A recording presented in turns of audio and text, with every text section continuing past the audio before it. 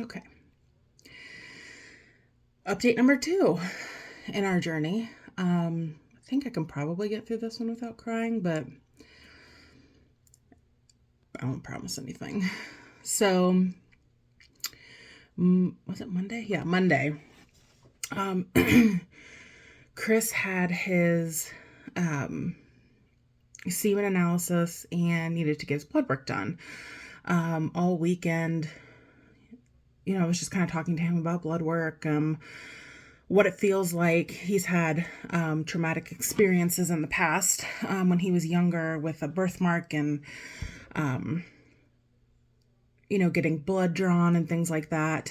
And so I know he was nervous about it. So we had talked, and Friday night, I had just said, I just want you to think about being willing to get your blood drawn on Monday so that it's just one trip, because this was a trip that I was coming with him to. He doesn't like to drive in bigger cities. Excuse me, I was sweaty from putting laundry away. It's a little warm up here. And so I had said, I'm coming with you to this one.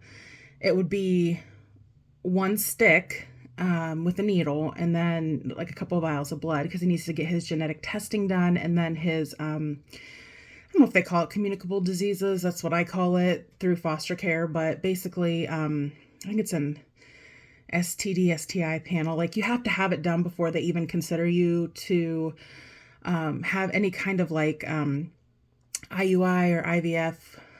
So like basically assisted medical help with getting pregnant.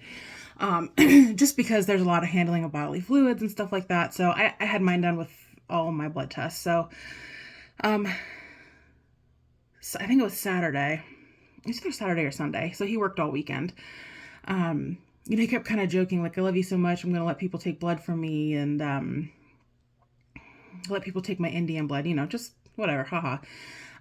Saturday, he ended up coming home sick with stomach issues. I believe that was probably nerves from Monday, or I should say in preparation for Monday. Sunday, he went and was fine. He had me convinced, I shouldn't say believing, because he never told me he would do it, that he was going to do it. And so Monday we woke up at 5 to get out the door by 5:30 to get to Canton by 7 so that he could do his semen analysis first, which is super awkward. I guess, and I don't know if it's the movies that convinced me that it was like this, but again, we're going through RGI, and I just kind of figured like they'd have a designated room for that. I don't know, with like magazines and stuff. I don't know.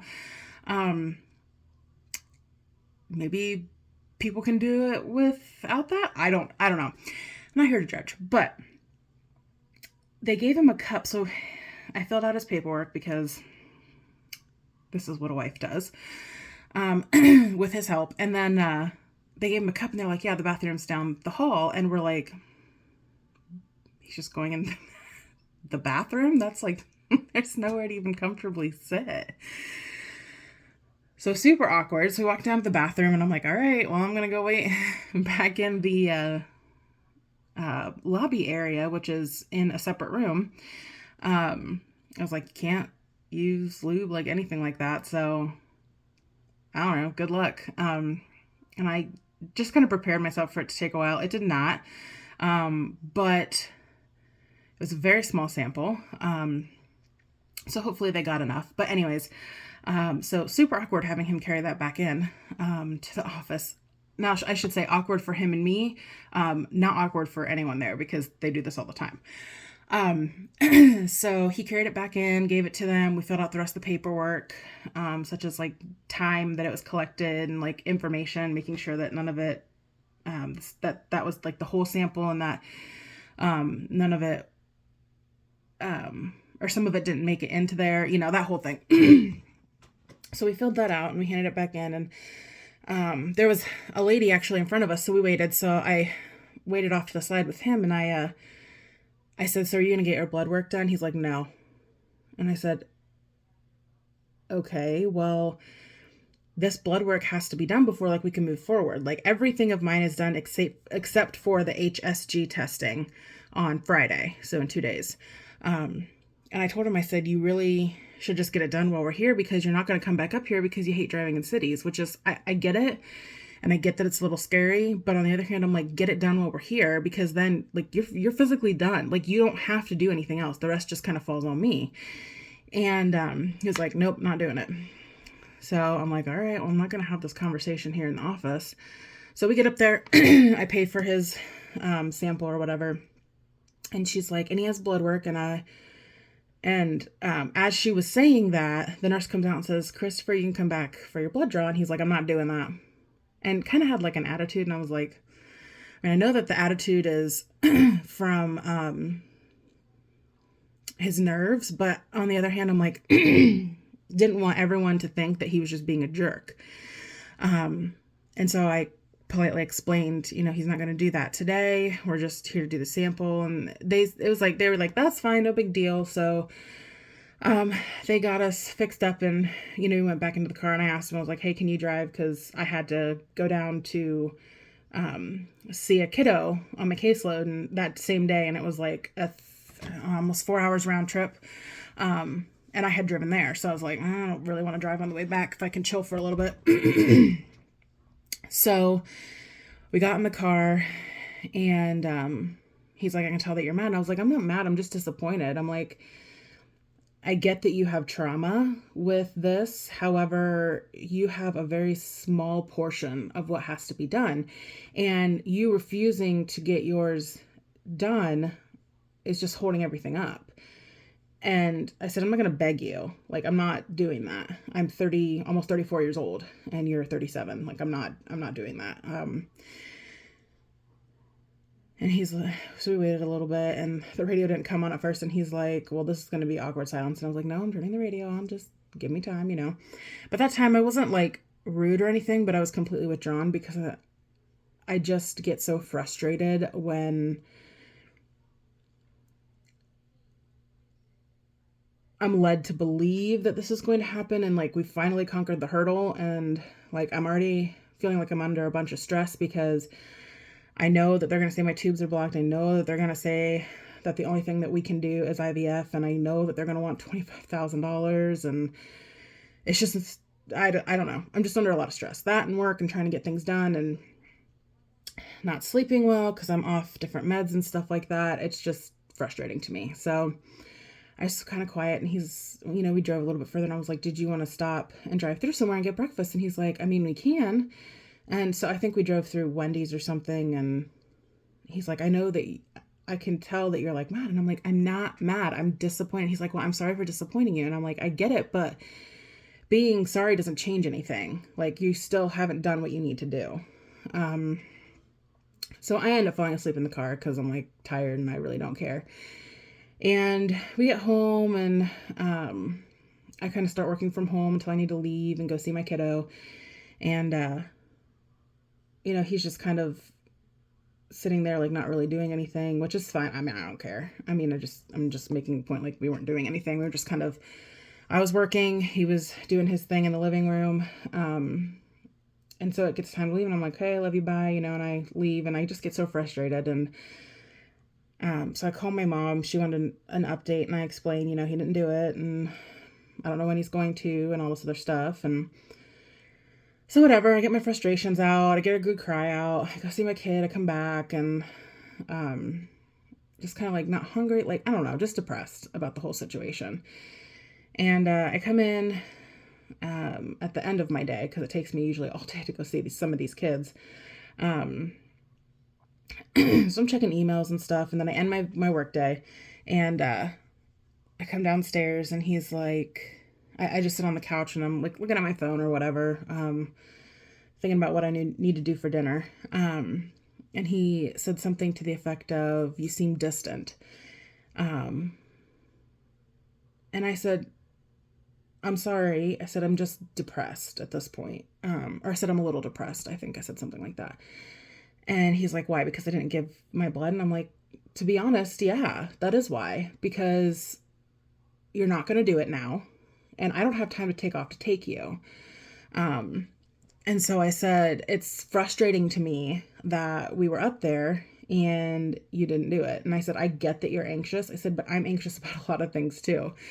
And I said, I've got like, I think I said like catheters going in my body and scans and ultrasound equipment. And I said, tons of blood. I mean, I have like, it's actually pretty healed right now, but like bruising because I had so much blood. So that hurt for a little bit. And I'm just like, I didn't complain about it once. And I'm not going to, because my end goal is to have a baby. And I said, it feels like your end goal is to just not do it. And I said, you say one thing, you want a baby, but you don't actually want to do what it takes to potentially have a baby or to get things checked out. And so I said, I'm frustrated. And he just kind of sat there for a little bit. And I didn't know what else to say because I wasn't going to lie to him. He goes, so what, are you going back up there Friday? Because he has to take me Friday for my HSG, because they gave me some Valium to hopefully, calm my body, but also calm my anxiety about it, because I've had it done. It was so bad. If I post this and you've watched the first one, you'll understand why I was crying. So I can't drive. And thankfully he's off. And so he's like, well, are you going there to get your testing done? I said, no, I'm going to Akron to get my testing done. And I know the reason that he asked that was because he was like, well, I'll just get it done then. He won't. He won't. So it's wishful thinking. I mean, it's easy for him to say when it's like 4 days out. And I'm sure that he has to have an appointment. So like, I don't think that he understands that this is just not something like he can just show up and like when he gets the courage to do it. And that's why I'm trying to be there for him. I'm trying to support him so that he doesn't have to do it alone. Because a lot of these testings, I am doing alone. And it sucks. I can't have him by my bedside. I can't even have my mom. Like, even if he was working, I can't have anyone by my bedside. So while I'm going through all these horrific things, I'm literally there by myself, trying to keep things in perspective. Like, this is not going to kill you. This is okay. It's going to hurt for a little bit. It'll stop, that type of thing. Excuse me. So the conversation kind of dies down or whatever. And I'm just off. Like, I'm distant. I know I'm distant, but I'm also not going to be fake. But I'm not being rude. When he says he loves me, he picks on me and tries to get me to like, laugh and forget about it. And I don't think he knows women, because I'm not going to forget about it. And now that I'm holding it against him, I understand trauma. My job is to understand trauma from anyone, traumatic history, traumatic past, and how to kind of like move past that. And so I'm not going to forget it. Tuesday happened. He was off again. So like when I had got home Monday though, like all the dishes were put away, and like you could tell, like he knew that I was upset. And it always kind of makes me chuckle a little bit, because when I'm upset, he knows that I'm stressed for one reason or another. He may not know why in the situation. And so he will go the extra mile and do things around the house so I don't have to. And sometimes I think I play, a side note, the martyr. Because I'm just like, I do all this stuff by myself. Like, he works every other weekend, so literally the whole apartment gets cleaned every other weekend by me. Like, I mean everything. When he's home, thankfully, he steps up and at least does 1 or 2 rooms for me, usually the kitchen and the living room. But it's just stressful. Like, everything about life is stressful at this point. And I just want a break. It's not going to happen, but I want one. So Tuesday was a little bit better. I have my spouts of being frustrated. And when I was talking to my mom, she's like, could you set up something for him through getting it done in Akron when you're there? And I said, I probably could. I said, but here's the thing. Selfishly, like, I'm going to go through my own traumatic experience that day, and I've got to keep it together for me. And sometimes I can only keep it together for me. I very much try and fix things and make things easier on people, especially my family. And so I feel like I'm always trying to be that voice of reason or that calming aid. And I don't mind doing that, but sometimes I can only do so much when I'm going through my own event. And so I told her, I said, I'm not going to do it because I already have so much to focus on that day that I cannot add another level of stress for him. I mean, he's not going to do it. Like, that's what so I just told him, I'm not going to go the extra mile and set it up. I'm not doing it right now. Like, I need to focus on my test and keeping myself calm and in check. And I will have to deal with that later. So it was just, I don't know, it was frustrating. But we have a follow-up appointment set up for the 22nd at 3:30. It's just a video thing. Thankfully Chris is off. He's like, well, I don't need to be there. And I'm thinking, you don't, but I don't also want to do these by myself all the time. And so I planned it for when he's going to be off, and I know that the kids won't be there. They'll be in school, so that we can have this appointment so that he can have any questions answered and we can get the news, I guess. Like I said, I'm fully expecting them to be like, IVF, that's all you have. And then at that point, we have to decide what we do. If we do anything, it won't be till the beginning of the year because I just want to enjoy the holidays. Like, I want to get past this and then be able to enjoy the rest of November and December. It's very busy for us. Since we have two different families and kids going to different things, and it's just a busy time for us. So I think I'm going to need that break, that mental break from the stress. Give me time to focus on some of my work. I'm supposed to be having foot surgery potentially. So, I mean, there's just a lot going on now. So anyways, that's the update that we have. Not great. Hopefully like maybe Saturday. I don't know. It's kind of hard to do my updates when he's here, when the kids are here, because again, I don't know that I'm going to post this ever. It may just be for me. But I want to be able to talk openly and freely. And I feel like if I have ears listening, that can't happen. And I want to, whatever the outcome is, I want to be able to remember how tough I was, how strong I was and dedicated to this, to basically show me that I can do anything. So that's where we're at this point. We'll continue to pray. Our family's praying. My side of the family's praying. And we'll see what God's plan is, I guess. So here goes nothing.